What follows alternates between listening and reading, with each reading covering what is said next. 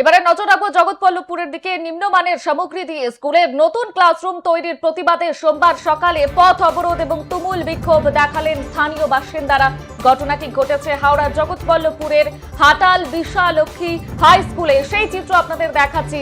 এলাকার বাসিন্দাদের অভিযোগ, স্কুলের 3 তলায় ক্লাসরুম নির্মাণের ক্ষেত্রে ঠিকাদার সংস্থা অত্যন্ত নিম্নমানের নির্মাণ সামগ্রী ব্যবহার করছিল, আর এর ফলে ভবিষ্যতে বড়সড় দুর্ঘটনার আশঙ্কা এবং ছাত্রছাত্রীদের নিরাপত্তার কথা মাথায় রেখে ক্ষুব্ধ জনতা এদিন কাজ বন্ধ করে দেন এবং রাস্তায় নেমে বিক্ষোভ শুরু করেন। খবর পেয়ে ঘটনাস্থলে পৌঁছায় জগৎবল্লভপুর থানার পুলিশ এবং পরিস্থিতি নিয়ন্ত্রণে আনার চেষ্টা করেন। স্থানীয়দের অভিযোগের ভিত্তিতে ইতিমধ্যেই ঘটনার তদন্ত শুরু করেছে পুলিশ।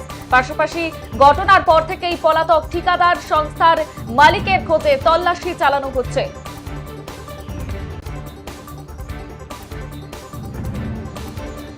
এ বিষয়ে বিস্তারিত জানবো, আমাদের সঙ্গে সরাসরি রয়েছে আমাদের প্রতিনিধি রমেশ পোরেল। রমেশ, ঠিকাদার সংস্থার যে মালিক তিনি নিখোঁজ হয়ে গিয়েছিলেন, তার কোন রকম খোঁজ পাওয়া গিয়েছে কি? এই যে ঠিকাদার সংস্থার যে মালিক রয়েছে সেই মালিক হচ্ছে তৃণমূল নেতা।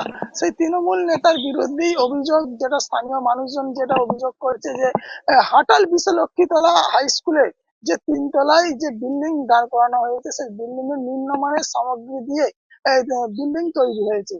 সেই মতনই কিন্তু সকাল 9টা থেকে প্রায় 4 ঘন্টা অবরোধ করে রেখে দেয় গ্রামবাসীরা এবং যে ছাত্রছাত্রীর অভিভাবকরা।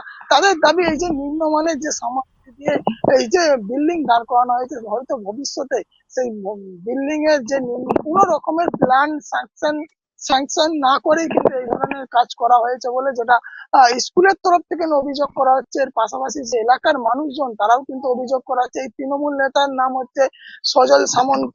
এই সজল সামন্ত কিন্তু এই যে সকাল 9টা থেকে স্থানীয় মানুষজন এবং স্কুলের যে ছাত্রছাত্রী অভিভাবকরা তারা যখন এই যে অবরোধ করে বিক্ষোভ দেখাতে শুরু করে যে এই যে ঠিকাদার সমস্ত তাকে গ্রেপ্তার করতে হবে, এই গ্রেপ্তারের দাবি দিয়ে কিন্তু পথ অবরোধ করে দীর্ঘক্ষণ প্রতিবাদ জানায়। ঘটনাস্থলে জগৎবল্লভপুর থানার বিশাল পুলিশ বাহিনী ঘটনাস্থলে পৌঁছায়।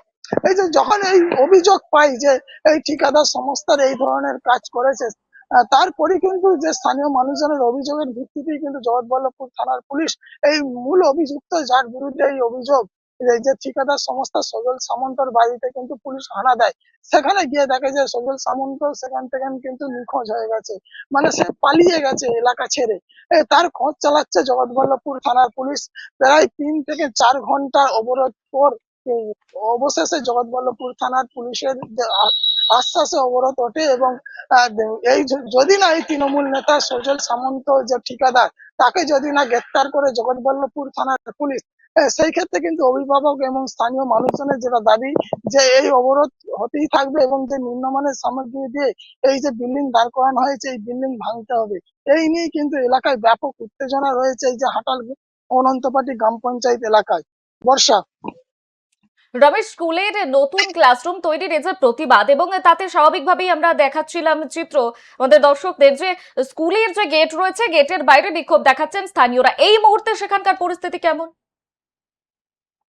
এই মুহূর্তে কিন্তু এই এলাকায় ব্যাপক উত্তেজনা রয়েছে, কারণ এই যে হাটাল বিশ্বলক্ষীতলা হাই স্কুল, এই হাই স্কুলের পাশেই কিন্তু এই তৃণমূল নেতা যে তৃণমূল নেতা ও ঠিকাদার তার বাড়ি কিন্তু এই হাটাল গ্রাম পঞ্চায়েত, এই হাটাল বিশ্বলক্ষীতলা গ্রাম পঞ্চায়েতের ঠিক সেই ক্ষেত্রে একদিকে যেমন স্কুল চত্বরে বিক্ষোভ দেখাচ্ছে, অবরোধ করছে স্থানীয় মানুষজন, তার পাশাপাশি তার বাড়ি এই এলাকায় সেখানেও কিন্তু বিক্ষোভ এবং সেখানেও কিন্তু বিক্ষোভ দেখাচ্ছে তার গ্রেপ্তারির দাবিতে।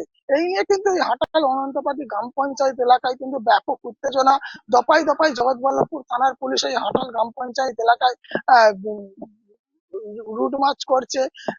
এই যে তৃণমূল নেতা, এই তৃণমূল নেতার বিরুদ্ধে একাধিক অভিযোগ রয়েছে যে শুধুমাত্র যে এই ধরনের কাজ করেছে তা নয়, এর পাশাপাশি ক্যালভার্ট থেকে শুরু করে যে বিজেপি কর্মী এবং অন্য অন্য যে সমস্ত নেতা কর্মী রয়েছে তাদের বিরুদ্ধে, তাদের উপরে অত্যাচারের এর পাশাপাশি একাধিক অভিযোগ রয়েছে এই তৃণমূল নেতার বিরুদ্ধে। এই তৃণমূল নেতা খোঁজ চালাচ্ছে জগৎবল্লভপুর থানার পুলিশ। বর্ষা।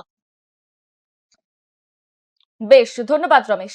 যেমনটা আপনাদের জানাচ্ছিলাম, এই মুহূর্তে জগৎবল্লভপুরের দিকে আমাদের নজর ছিল। জগৎবল্লভপুরে নিম্নমানের সামগ্রী দিয়ে স্কুলের ক্লাসরুম তৈরির অভিযোগ রয়েছে, আর জগৎবল্লভপুরে পথ অবরোধ এবং তুমুল বিক্ষোভ স্থানীয়দের। সেই চিত্র আপনাদের দেখাচ্ছি এবং আমাদের প্রতিনিধি জানালেন যে এই মুহূর্তে সেখানে পরিস্থিতি কিছুটা নিয়ন্ত্রণে রয়েছে, কারণ সেখানে পুলিশ বাহিনী উপস্থিত ছিল এবং স্থানীয়দের সঙ্গে কথা বলে পরিস্থিতি এই মুহূর্তে নিয়ন্ত্রণে আনে। তবে স্থানীয়দের তরফে অভিযোগের ভিত্তিতে ইতিমধ্যে ঘটনার তদন্ত শুরু করেছে পুলিশ। পাশাপাশি ঘটনার পর থেকেই পলাতক ঠিকাদার সংস্থার মালিকের খোঁজে তল্লাশি চালানো হচ্ছে। দোষীদের বিরুদ্ধে কঠোর ব্যবস্থার দাবি জানিয়েছেন এলাকাবাসীরা।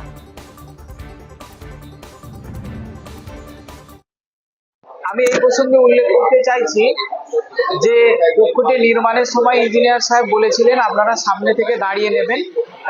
আমি আমার নিজস্ব বুদ্ধিমতো আমরা সবসময় সামনে দাঁড়িয়েই কাজ দেখেছি। যেখানেই আমার কাজে মনে হয়েছে ঠিকঠাক হয়নি, আমি প্রত্যেকবারই তাকে ফোন করেছি, বা যে মিস্ত্রিরা কাজ করেছিল তাদেরকেও ফোন করে জানিয়েছি, বা যিনি কন্ট্রাক্টর ছিলেন তাকেও স্কুলে এনেছি।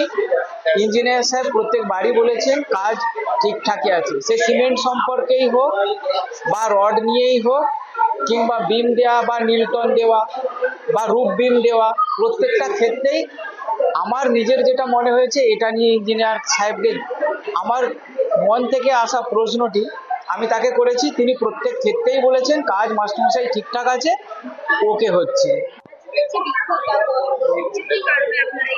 আমাদের এখানে যারা স্থানীয় কিছু ব্যক্তিত্ব রয়েছে, যারা শিক্ষানুরাগী ব্যক্তিত্ব তারাও রয়েছে, আর কিছু অভিভাবক রয়েছে। রিসেন্টলি তারাতলায় যে ঘটনাটা ঘটেছে সেটা নিয়ে আমরা চিন্তিত অত্যন্ত, এবং এই যে নির্মীয়মান যে ঘরটা হচ্ছে এমএলএ ফান্ডের টাকায়, বিগত যিনি আগের এমএলএ ছিলেন তার ফান্ডের টাকায় যে কথাগুলো এই ঘরটা হচ্ছে সেটা নিয়ে আমরা একটু চিন্তিত। কারণ এখানে হাজার হাজার ছেলে পড়াশোনা করে, 2000 মতো ছেলে মেয়ে পড়াশোনা করে।